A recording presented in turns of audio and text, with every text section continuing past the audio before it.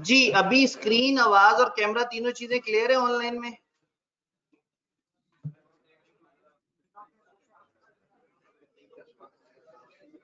Done.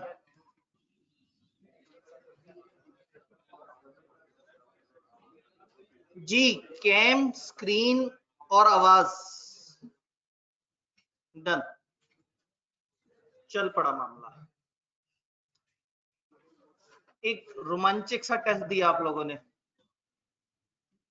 शुगल Mughal सा। बीच में कुछ कुछ बच्चे बैठे हुए भी थे, मतलब खाली कुर्सियां नहीं थी, मेरे तक तस्वीर पहुंची तो उसमें कुर्सियों के बीच बीच में थोड़े थोड़े से बच्चे भी नजर आ रहे थे। तो एक कसीर तादाद जो है वो टेस्ट देने आई थी। टेस्ट दिखाएं जरा अगर, या इधर ओपन कर लेता हूँ, इधर ओपन कर।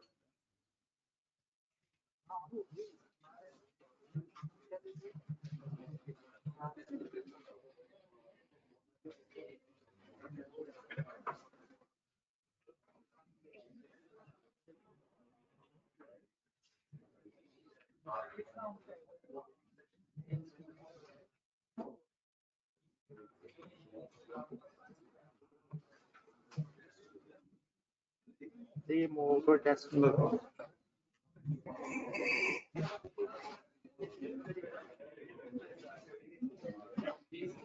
ट्री था ना जी टेस्ट हाँ, मैंने कहा मैं अगले वीक का ना ओपन कर लूं। नीचे की मीटिंग नीचे नहीं बिठाते हैं, ऊपर भी बिठाते हैं, बच्चे नीचे बैठे हुए हैं, वो ऊपर 3-4 उनको ऊपर भेजते हैं क्योंकि अब ऊपर जगह बन जाती है, अच्छा ताकि एक ही जगह पे।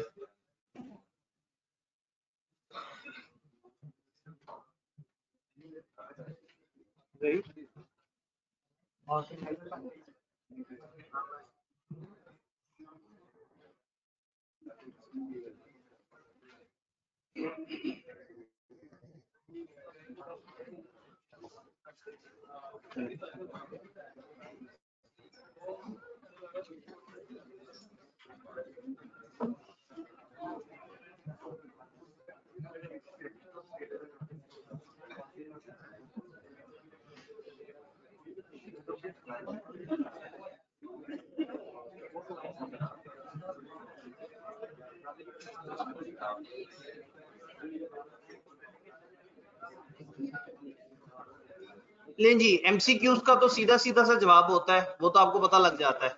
कहानी तो थ्योरी में होती है, थ्योरी की तरफ आते हैं। 3 प्यारे से नन्हे मुन्ने से सवाल। Usman transferred his house to his wife through a registered document on her birthday.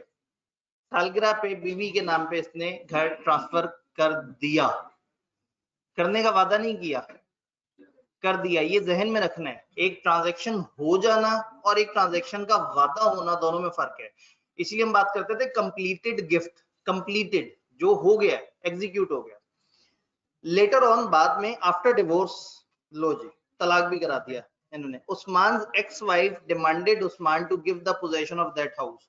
उन्होंने कहा जी घर मेरे नाम पे है तो इसकी पोजेशन मुझे दे दो।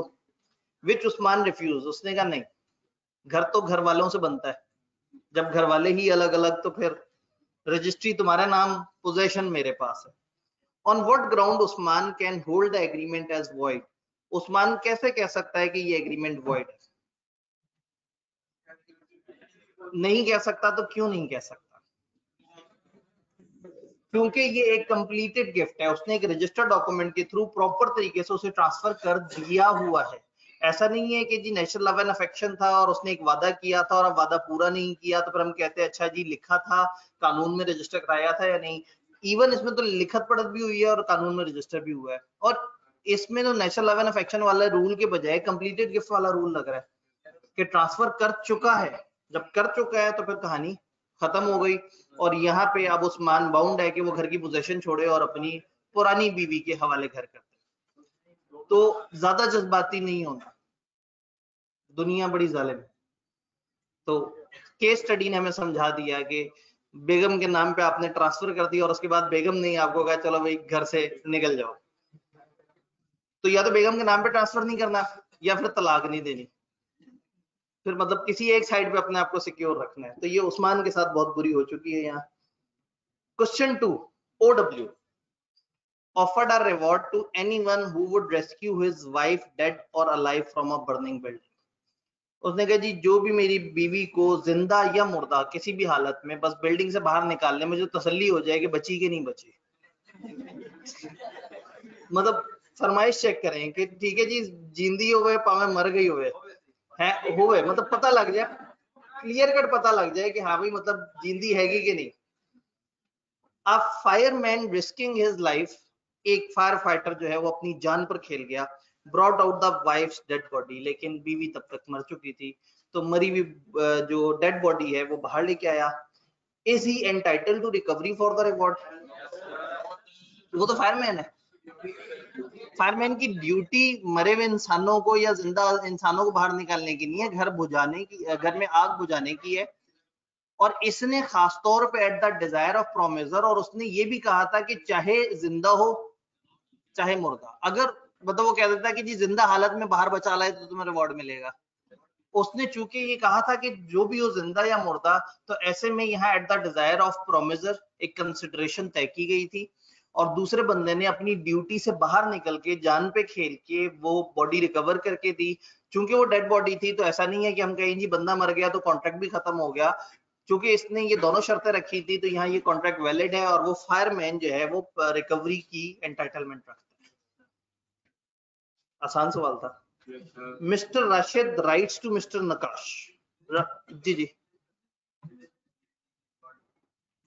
जी। अब अगेन जब हमने कहा ना OW offer a reward to anyone, अब जरूरी नहीं कि सवाल बहुत ही गहराई में जाके होता है कि कितने रुपए का रिवॉर्ड था, जब उन्होंने कह दिया reward.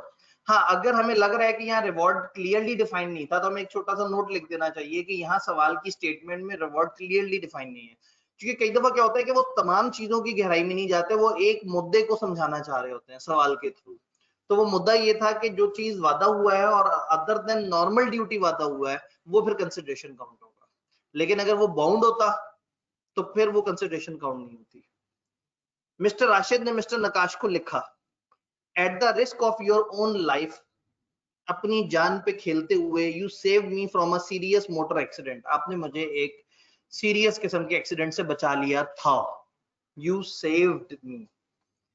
I promise to pay you ₹10,000, अब मैं वादा करता हूं कि मैं आपको 10,000 रुपए दूं।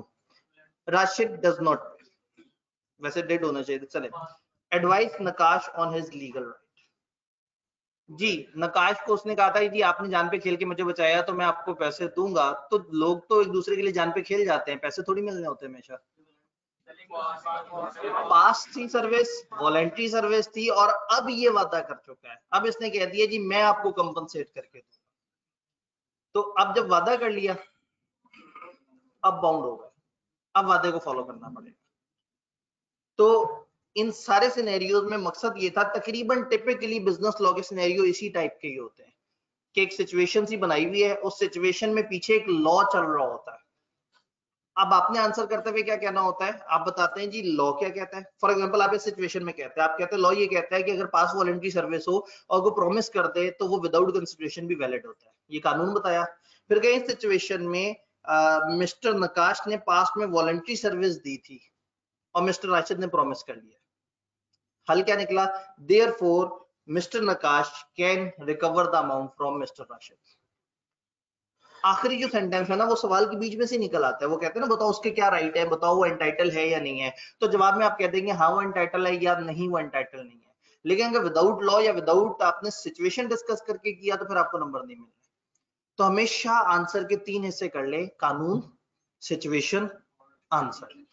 कानून में सिर्फ अपना रट्टा उठा के आप वो जो चीज नजर आ रही है सवाल में आप कहते हैं कानून ये कहता है। फिर सिचुएशन में सिर्फ बता दें कि मिस्टर नकाश ने क्या किया, मिस्टर राशिद ने क्या किया, मतलब वो कौन कौन सी पोजीशन पे हैं इस वक्त, और एंड पे बता दें देयरफॉर मिस्टर नकाश या मिस्टर राशिद को फलाना के साथ ऐसा करना चाहिए। तो ये एक टिपिकल प्रैक्टिस थी सिनेरियो की। एमसीक्यू में ऑब्वियसली आपके पास सॉल्यूशन फौरन से, क्योंकि ये जो थ्योरी वाला है ना इसमें एक लॉजिकल पैटर्न होता है, अच्छा क्या करें, कानून कौन सा था, उसके ऊपर तो डिस्कशन बनती है। एमसीक्यू में तो एक स्ट्रेट फॉरवर्ड सा जवाब होता है, लेकिन जब आपको टेस्ट चेक होके मिले या आप उसका सॉल्यूशन पकड़े तो उसके बाद अगर किसी एमसीक्यू में आपको लगता है कि हाँ ये जवाब क्यों आया, तो सबसे पहले आपने क्या करना है, अपना जो ग्रुप बना हुआ है उस ग्रुप में उस तस्वीर को भेजना है और कहना है ये यहाँ डी क्यों है, सी क्यों नहीं है। तो शायद आपके अपने कोई दोस्त वगैरह वहां पे कहें भाई ये देखो ये ऐसे था, ये ऐसे था, जिससे आपस में एक छोटी सी पहले लर्निंग की इन्वायरमेंट हो। उसके बाद भी पता लगे नहीं जी क्लैश ऑफ ओपिनियन है, आधे लोग कह रहे हैं बी होना चाहिए था, आधे कह रहे हैं सी होना चाहिए था। अगले दिन मुझे क्लास में बताएं सर हमारी तो बड़ी झड़प हो चुकी है इस पे, ये बी सही क्यों है और सी सही क्यों नहीं है। तो फिर उसके ऊपर मैं भी कुछ कमेंट्री करूंगा। मतलब एमसीक्यू में मैं चाह रहा हूँ कि एमसीक्यू को आप स्ट्रेट फॉरवर्ड पहले अपने जवाब देखें, फिर सोल्यूशन देखें, फिर आपका अगर जवाब गलत है और सोल्यूशन कुछ और है तो फिर सोचें कि वो सही क्यों है। फिर उस लॉजिक को अपने साथ वाले भाई को कोनी मार के पूछें यार मतलब किंज गलत हो गया, वो फिर आपको बताएगा कि जी ऐसे था ऐसे था, हो सकता है उसका भी गलत हुआ हो। तो कई दफा इसमें लर्निंग ये होती है कि आप पहले टेस्ट करते हैं, जिसने टेस्ट नहीं ना किया, जिसने सिर्फ सवाल देखा और जवाब देखा, उसे अंदाजा ही नहीं है कि वो कंफ्यूज किस जगह होना था। समझ उसको आएगी जिसने पहले 10 मिनट टकरे मारी होंगी और सोचा होगा नहीं यार बी जवाब दूं या सी जवाब दूं। उसके बाद उसने जवाब दिया होगा, सही हुआ होगा तो उसे खुशी मिली होगी, गलत हुआ होगा तो उसे सीखने का मौका मिला होगा। ये एक प्रैक्टिस होनी चाहिए। लेकिन बगैर टेस्ट दिए सिर्फ सवाल और जवाब को देख के कभी भी आपको ये अंदाजा नहीं हो सकता कि पेपर में बंदा परेशान किस पॉइंट पे होता है, क्योंकि सवाल और जवाब देखते साथ ही ऐसा लगता है कि यकीनन मेरा यही जवाब था, मैं तो सोच ही यही रहा था। हालांकि जब पेपर में आप बैठे होते हैं बगैर जवाब के तो आप काफी टकरे मारने के बाद कई दफा गलत जवाब पे भी पहुंच जाते हैं। तो एमसीक्यू की लर्निंग इस तरह से, थ्योरी वाले सवाल में हर दफा इसी तरह से डिस्कस कर दिया करूंगा, एमसीक्यू इसी तरह से होल्ड कर लिया करूंगा। और जब आपकी ग्रुप में या क्लास में डिस्कशन के बाद भी किसी एमसीक्यू पे कंफ्लिक्ट शदीद हो तो हम उसे डिस्कस करेंगे। दिस इज पॉसिबल कि उसमें हमारी तरफ से एरर हो, दिस इज पॉसिबल कि एक सेंटेंस ऐसा हो जिसको आप लोग गलत तरीके से इंटरप्रेट कर रहे हैं, तो फिर हम उसके ऊपर भी डिबेट कर लेंगे। जी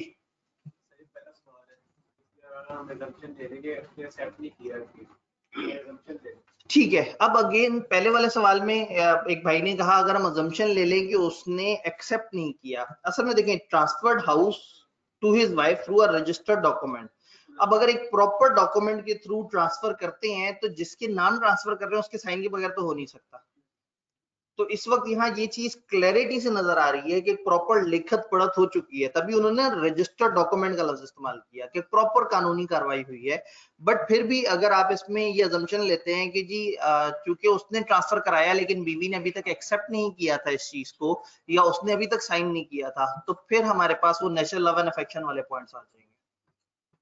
और नेचुरल लव एंड अफेक्शन वाले पॉइंट में भी रजिस्टर्ड इन लॉ वाली बात होती है कि राइटिंग हो और रजिस्टर्ड इन लॉ। जी ऑनलाइन में एक भाई कह रहे सर क्वेश्चन 1 में उन्होंने ओपिनियन नहीं मांगी है, उन्होंने ये पूछा है कि बताएं किस तरीके से उस्मान इसको वॉइड कर सकता है, ये सवाल है। तो आप कहेंगे नहीं जी वो वॉइड नहीं कर सकता, यही तो ओपिनियन है। इन सवालों में नॉर्मली आपसे कोई राय मांगी जाती है, बताओ उसने सही किया या नहीं, बताओ ऐसा हो सकता है या नहीं, बताओ वो रिकवर कर सकता है या नहीं, बताएं क्या जवाब बनता है। तो यहाँ पे अब आपने ये भी एक ओपिनियन है कि जो सवाल कह रहे हैं कि क्या वो रिकवर कर सकता है, नहीं जी वो रिकवर नहीं कर सकता। तो हम यहाँ कहेंगे कि जी उस्मान जो है वो इस एग्रीमेंट को वॉइड तब कर देता अगर ये कंप्लीट ना हुआ होता, सिर्फ वादा होता, और वादा भी राइटिंग में ना हुआ होता। क्वेश्चन 2 फायरमैन की रिस्पॉन्सिबिलिटी नहीं कि बिल्डिंग में कोई ह्यूमन बर्न हो रहे हो तो उनको रेस्क्यू करें। अनफॉर्चुनेटली इतनी ज्यादा नहीं है। और अगेन लाशें बाहर निकालने की तो रिस्पॉन्सिबिलिटी नहीं है उनकी, मेनली उनकी रिस्पॉन्सिबिलिटी है आग बुझाना। हाँ कई दफा क्या होता है एक बंदा अपनी ड्यूटी के साथ कुछ एक्स्ट्रा चीजें भी करता है जो असूलन उसकी ड्यूटी में शामिल नहीं है। फॉर एग्जाम्पल हम ये ऑनलाइन क्लास पढ़ा रहे हैं, इस ऑनलाइन क्लास में हमने कैमरा ऑन कर दिया, जब तक इंटरनेट सपोर्ट कर रहा होता है कैमरा ऑन किया हुआ होता है, अगर इंटरनेट में मसला हो तो हम कैमरा बंद कर देते। तो टेक्निकली अगर किसी दिन कैमरा ऑन ना करे और बच्चे पहुंच जाए नीचे रिफंड लेने कि ये क्या बात है, ऑनलाइन क्लास थी आबदी साहब ने कैमरा तो ऑन ही नहीं किया, हमें रिफंड चाहिए, तो कॉलेज वाले कहेंगे भाई वो उनकी एक्चुअल ड्यूटी नहीं थी, ऑनलाइन क्लास में हमेशा मैंडेटरी नहीं होता कैमरा ऑन हो। हम कोशिश करते हैं कि चलो कैमरा ऑन कर लें, बच्चों को एक्सप्रेशन पता लग जाए ताकि थ्योरी वाली बात उन्हें समझ आ जाए। लेकिन अगर ऑन नहीं हो सका तो ये एक एड ऑन काम था जो हम कर रहे थे और नहीं किया तो इस ये उसमें ड्यूटी में नहीं आता। तो again the fireman is not life saviour. Fireman का मेन काम है, और अक्सर तो बहुत दूर खड़े होकर उन्होंने आग बुझानी होती है। अक्सर तो बिल्डिंग में शदीद आग होती है और बड़ी दूर से सीढ़ियों समेत वो आग फेंक रहे, वो पानी फेंक रहे होते हैं। तो मतलब ऐसा नहीं है कि वो पानी फेंकने के बाद, आप अगर कभी भी मूवीज में, ड्रामों में देखें फायर फाइटर्स को, तो वो आग बुझाने के बाद ऐसा नहीं कि आग बुझाई उसके बाद तेजी से घर के अंदर कूद जाएं और अंदर से सामान बाहर निकाल के लाना शुरू कर दे। ये उनकी ड्यूटी नहीं है। उन्होंने आग बुझानी है, आग बुझा दी। अच्छाई में कुछ कर दें तो ठीक है, मतलब that was not a duty जो कि उनको असाइन की गई थी। फिर भी पेपर में फंस गए, कंफ्यूज हो गए। हमने कहा नहीं, हाँ फायरमैन की ड्यूटी तो होती होगी, नोट देते हैं।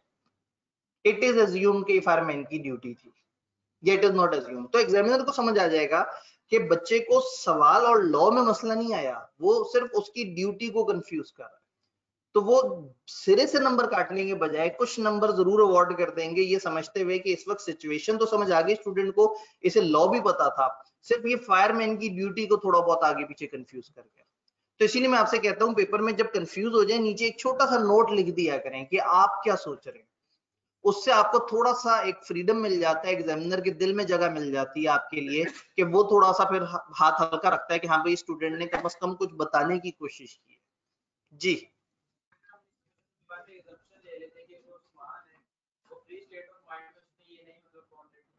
जी। अब अगेन क्वेश्चन नंबर 1 में एक सवाल ये आया कि अगर हम ये अजम्पशन ले लेते हैं कि वो उस वक्त होशो हवास में नहीं था, यूं तो फिर आप फंस जाएंगे, बहुत बुरी तरह से फंस जाएंगे। फिर तो हर सवाल में कुछ भी अजम्पशन ली जा सकती है। हो सकता है हम कहें उस्मान माइनर था, बचपन में शादी कर ली थी उसने। तो मतलब बहुत, इसको लॉ की जबान में हम कहते हैं रिमोट अजम्पशन। रिमोट अजम्पशन का मतलब है कि सामने कहीं से भी इशारा नहीं मिल रहा और हम तीसरे मोहल्ले से जाके एक अजम्पशन पकड़ के लाके, वरना तो हम ये कह दें कि जी हो सकता है वो वैल्यू कंफर्म ना हो। अब देखें ना, यहाँ वैल्यू का भी जिक्र नहीं है। तो कोशिश करनी है सवाल ने जो आपको सामने से हिंट दी है ना, वहां से चीज पकड़नी है। वरना तो देखिए ना, हर सिनेरियो में ये बात तो हम हमेशा कर सकते हैं कि गवाह कहाँ थे, पता नहीं लीगल बाइंडिंग थी या नहीं थी। तो मैंने आपसे कहा था कुछ चीजों को अज्यूम कर लेना है। तो आईकेप का भी मकसद होता है कि एक सिचुएशन में आपको वो जो पॉइंट ऑफ प्रॉब्लम है वो आइडेंटिफाई हो, ना कि ये कि आप कोई और पॉइंट जबरदस्ती से घसीट के लेके आए। लेकिन कुछ ना लिखने से बेहतर है आप अजम्पशन ले लें, जीरो से बेहतर है कि आप अजम्पशन ले लें। तो एग्जामिनर कहेगा हो यार, ये बच्चा और तरफ चला गया, लेकिन बात ये भी सही कर रहा है, अच्छा चलो 3 नंबर का सवाल है, आधा चलो 1 नंबर दे देते हैं, मेहनत की है लड़के ने। यानी कि अगर, लेकिन उसमें भी करीब करीब रहना है, बहुत दूर नहीं निकल जाना है। जी इसके लिए जरूरी है कि बच्चे टेस्ट कलेक्ट करें, आगे टेस्ट अपने से नीचे करें। वेरी गुड, भाई ने बताया। चलें ठीक है। असल में ग्रुप में मैसेज जब होता है तो उसके बाद इतने सारे और मैसेज आते हैं कि असल मैसेज भी बेचारा गुम हो जाता है। लेकिन ऑनवर्ड भी इन्होंने एक दफा मुझे भी क्लास में अनाउंस करने का कहा था और मैं भी नहीं कर सका था। मैं कोशिश करूंगा जैसी चेकिंग कंप्लीट हो, आपने मुझे भी ड्यूरिंग क्लास याद करा देना दरमियान में, क्योंकि एंड पे तो बच्चे भागना शुरू हो जाते हैं, उस टाइम पे तो किसी की नहीं सुनते। तो टेस्ट वो कह रहे हैं कि जो टेस्ट 1 और टेस्ट 2 है, वो भी बहुत सारे बच्चों के अभी पड़े हुए हैं जो कलेक्ट करने नहीं है। असल में उन्हें लगा कि मैं जोशे खताबत में कह रहा हूँ आप यूं देखा करें, यूं देखा करें। तो उन्होंने कहा सर बहुत ही संजीदा हुए हुए, बच्चे तो अपना टेस्ट वापस लेने नहीं आए। तो इसलिए उन्होंने याद कराया कि भाई अब अपने अपने टेस्ट जरूर कलेक्ट कर लें, ताकि पता है ये आज आपको नहीं एहसास होगा कि ये एक मजे की चीज है। जब आप सेशन एंड पे पहुंचेंगे ना, फिर आपको जब आप तैयारी करने बैठेंगे और फिर परेशान होना शुरू करेंगे, तो ये टेस्ट और इनकी आपके किए हुए सोल्यूशन और आपको मिला हुआ जो सोल्यूशन है, ये आपको बहुत बेनिफिट देगा। जब भी आप एक चैप्टर को क्विकली रिवाइज कर रहे होंगे तो उस टाइम पे ये वाले टेस्ट आपको बहुत मदद कर रहे होंगे, जो छोटे छोटे लेवल पे चैप्टर बाय चैप्टर चल रहे हैं। डन, कहानी को आगे बढ़ाता है। ये इंतजामिया से इसके लिए राब्ता किया जाए। इंतजामिया इतने जोश में आ गई, वो डिवाइसेस गिर गई।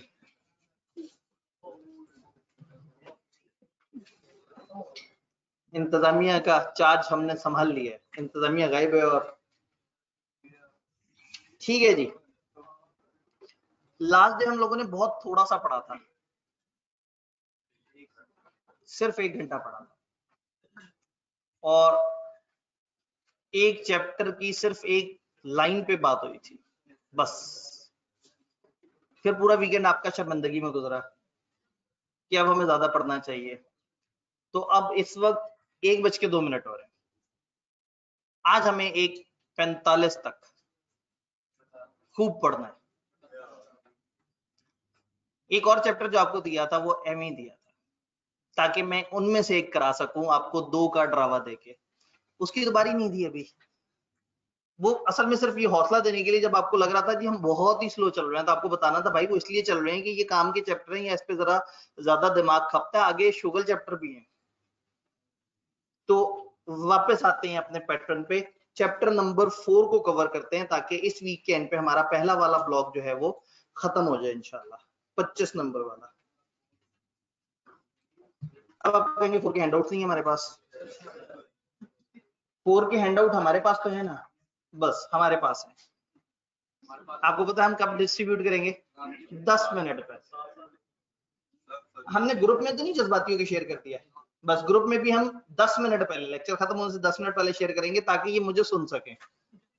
वरना ये ढूंढते रह जाते हैं, सर कहाँ पढ़ा रहे हैं, अच्छा वो नहीं ये अब देखना आधे घंटे में इतना हो जाएगा। वो अब अगेन हमें पता है कि कौन से टॉपिक को कितने ध्यान से कितना रुक के ले जी।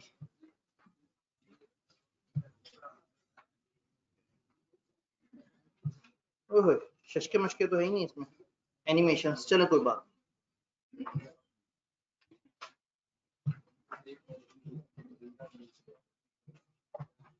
एक दफा दोबारा फीडबैक ले लूं, ऑनलाइन आवाज, स्क्रीन, कैमरा तीनों चीजें क्लियर है? एक भाई ने कहा सर गूगल वाले तो कह रहे हैं कि fireman is bound to save life. भाई गूगल वाले अमेरिकन फायरमैन का जिक्र कर रहे हैं, ब्रिटिश फायरमैन का जिक्र कर रहे हैं, वो इखलाकियात के तकाजे पे पूरे उतरते हैं। वो रेस्क्यू वाले होते हैं। ले जी भाई ने कहा वो रेस्क्यू वाले होते हैं। हो सकता है बाहर वो उन्होंने फायरमैन और रेस्क्यू वालों को कंबाइन करके क्यों ना बना दिया हो। हमारे रेस्क्यू वाले अलग होते हैं, फायर वाले अलग होते हैं। फायर वाले आग बुझने के बाद पहुंचते हैं, रेस्क्यू वाले बंदे मरने के बाद पहुंचते हैं। तो इसलिए आप ज्यादा जज्बाती ना हो। अगेन फिर भी अगर कंफ्यूजन हो तो पेपर में हम अजम्पशन तो ले ही सकते हैं। ठीक है जी, आवाज, स्क्रीन और सारा कुछ क्लियर।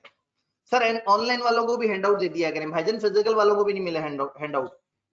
खत्म होने में जब 10 मिनट होंगे तो फिजिकल वालों को मिलेंगे, उसी वक्त आपको भी शेयर कर देंगे, ताकि आप मेरी बात तो सुन सके ना कम से कम। ठीक हो गया जी। चैप्टर 4 में 2 एरियाज हैं, फ्री कॉन्सेंट और वॉइड एग्रीमेंट्स। राइदर मैं ये कहूंगा वॉइड एब इनिशियो, याद है? ये दरमियान में डॉट भी डाल सकते हैं और बगैर डॉट के भी काम चला सकते हैं। वॉइड एब इनिशियो वो जो है ही हमेशा से वॉइड। एग्रीमेंट अगर गलत है तो फिर तो कॉन्ट्रैक्ट बन ही नहीं सकता। तो कुछ ऐसे एग्रीमेंट है जो शुरू से गलत हैं। यहां हम इस यूनिट में एक लिस्ट पढ़ेंगे कि वो कौन से एग्रीमेंट हैं जो शुरू से गलत हैं, फिर उनकी थोड़ी सी एक्सेप्शंस पढ़ेंगे इंशाल्लाह। और फ्री कॉन्सेंट से हम लोग अपना टारगेट इंशाल्लाह ताला शुरू कर रहे हैं। फ्री कॉन्सेंट, फ्री मुफ्त, कॉन्सेंट रजामंदी।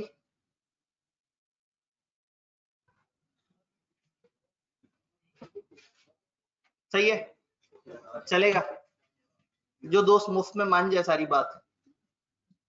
कुछ होते हैं बड़े अच्छे दोस्त हैं, बगैर कुछ उनको पैसे दिए, बगैर कुछ उनके साथ अच्छा किए, मुफ्त में मान जाते हैं। तो जो मुफ्त में मान जाए वो फ्री कॉन्सेंट होते हैं। ये बात हमने पहले भी डिस्कस की थी कि ये ऐसे नहीं होता। इस फ्री का मतलब आजाद है। जो आजादी से मान जाए, जिसके जहन पे कोई तसल्लुत ना हो, जो किसी घबराहट की वजह से, किसी परेशानी की वजह से, किसी कंफ्यूजन की वजह से, किसी धोखे की वजह से राजी ना हुआ, वो राजी हुआ प्रॉपर होशो हवास में, बिल्कुल अपने जहन से काम करते हुए। उसके जहन पे कोई दबाव, कोई परेशानी, कोई सोशल प्रेशर, ऐसी कोई चीज नहीं होनी चाहिए। तो एसेंशियल्स में से 2 एसेंशियल्स हमने नहीं डिस्कस किए थे। एक ये था कि वो कौन से एग्रीमेंट हैं जो शुरू से ही मना है, और फ्री कॉन्सेंट क्या होती है। कॉन्ट्रैक्ट एक्ट के जितने एसेंशियल्स हैं उसमें सबसे ज्यादा जो उन्हें पसंद है वो या एक्सेप्टेंस के कम्युनिकेशन वाला रूल है जो सबसे पुठा है, या फ्री कॉन्सेंट है। तो इन 3 चैप्टर्स में 2, 3, 4 अगर आप गौर से देखें तो हम लोगों ने एसेंशियल्स पढ़े हैं। ऑफर क्या होती है, एक्सेप्टेंस क्या होती है, कंसिडरेशन क्या होती है, लीगैलिटी ऑफ ऑब्जेक्ट क्या होता है, लीगैलिटी ऑफ कंसिडरेशन क्या होता है, कंपिटेंस ऑफ पार्टीज क्या होती है। और इस चैप्टर में भी हम क्या पढ़े, फ्री कंसेंट क्या होता है, वर्ड एग्रीमेंट। ये सारी चीजें जब हम पढ़ चुके होंगे 2 से 4 तक, तो अब हमारी असम्पशन होगी कि यस अब हमें समझ आ गया है कि कॉन्ट्रैक्ट बन चुका है। अभी तक हम अक्सर कह रहे होते थे एग्रीमेंट और कॉन्ट्रैक्ट, अब इससे आगे जब चैप्टर 4 खत्म होगा तो हम कहेंगे कॉन्ट्रैक्ट क्या होता है, कॉन्ट्रैक्ट परफॉर्म कैसे होता है, कॉन्ट्रैक्ट खत्म कैसे होता है, बाद में वॉइड कैसे होता है, वो बात की बात है। अभी तक हम एग्रीमेंट से कॉन्ट्रैक्ट तक का सफर कर रहे हैं। जब एक एग्रीमेंट में वो सारी शर्तें पूरी हो जाएं जो एसेंशियल्स हैं, तो फिर वो कॉन्ट्रैक्ट बन जाता है। उन शर्तों में अहम शर्त है फ्री कॉन्सेंट, आजाद रजामंदी। थोड़ा सा इस लफ्ज पे मजीद गौर फिक्र करते हैं। consent, two persons are said to consent when they agree upon the same thing in same sense। दो बंदे अगर एक ही चीज को एक ही मतलब में एक ही तरह से समझ रहे हैं तो हम कह रहे हैं कि उनके दरमियान कॉन्सेंट है। ए ने बी से कहा कि हाँ भाई मैं तुम्हें कुछ फल बेचना चाहता हूँ 100 रुपए के, और बी ने कहा हाँ भाई मैं 100 रुपए में खरीदना चाहता हूँ। बी के जहन में फल कुछ और है, ए के जहन में फल कुछ और है। ये कॉन्सेंट नहीं। रजामंदी या एक्सेप्टेंस के लिए क्या जरूरी है, एब्सोल्यूट अनकंडीशनल, उसको बिल्कुल क्लियर कट पता हो कि क्या है और किस तरह से। तो जब दोनों बंदे सेम थिंग को सेम मीनिंग्स में अंडरस्टैंड कर रहे हैं तो इसका मतलब है उनके दरमियान कॉन्सेंट है। तो कॉन्सेंट तो एक छोटा वर्ड है, रजामंदी। तो कॉन्सेंट और एक्सेप्टेंस को हम तकरीबन सेम कह सकते हैं, बट फ्री कॉन्सेंट थोड़ा सा ऊपर का वर्ड है। फ्री कॉन्सेंट का मतलब क्या है, पार्टीज आजादी से रजामंद। आपको याद है हम लोगों ने कहा था competence of parties, party competent होनी चाहिए। फिर मैंने कहा कंपिटेंट नहीं होती अगर माइनर हो, अगर अनसाउंड हो, और अगर उनमें से हो जिनको लॉ ने मना किया। तो इधर भी मैं आपको ये नहीं बताऊंगा कि फ्री माइंड कब होता है, मैं आपको बताऊंगा फ्री माइंड कब नहीं होता। फ्री माइंड कब नहीं होता, जब इन 5 में से कोई एक मामला हो।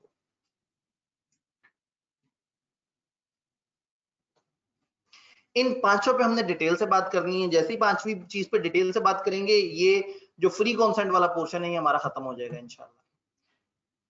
कोर्शन मतलब जोर जबरदस्ती, जोर जबरदस्ती। अनड्यू इन्फ्लुएंस, इन्फ्लुएंस किसी का दूसरे के ऊपर एक भरम या कोई दूसरे को अगर डोमिनेट कर सकता है। अनड्यू का मतलब है गलत, गैर मुनासिब। तो कोर्शन में तो हुआ जोर जबरदस्ती, अनड्यू इन्फ्लुएंस में आप इमोशनल कर देते हैं अगले बंदे को। बाप और बेटे के दरमियान एग्रीमेंट, उसमें जोर जबरदस्ती भी हो सकती है और अंडर इन्फ्लुएंस भी हो सकता है। बच्चा इसलिए बाप की बात मान गया, बाप ने कहा भाई अगर तुम्हारा ये प्लॉट मैं खरीदूं तो क्या 10,000 का बेचोगे। बच्चा बाप से बहुत मोहब्बत करता है, उसने कहा जी क्यों नहीं। या वो इन्फ्लुएंस में है, वो अपने बाप को इनकार कैसे करे।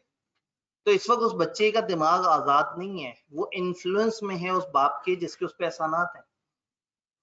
तो कोर्शन में जोर जबरदस्ती हुई है, अनड्यू इन्फ्लुएंस में सोशल प्रेशर है, सोशल कह लें या मॉरल कह लें, सोशल या मॉरल प्रेशर है आपके ऊपर।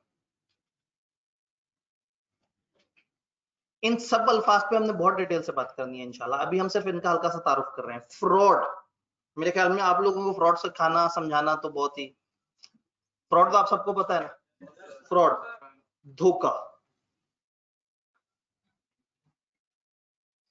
मिस रिप्रेजेंटेशन गलती से धोखा।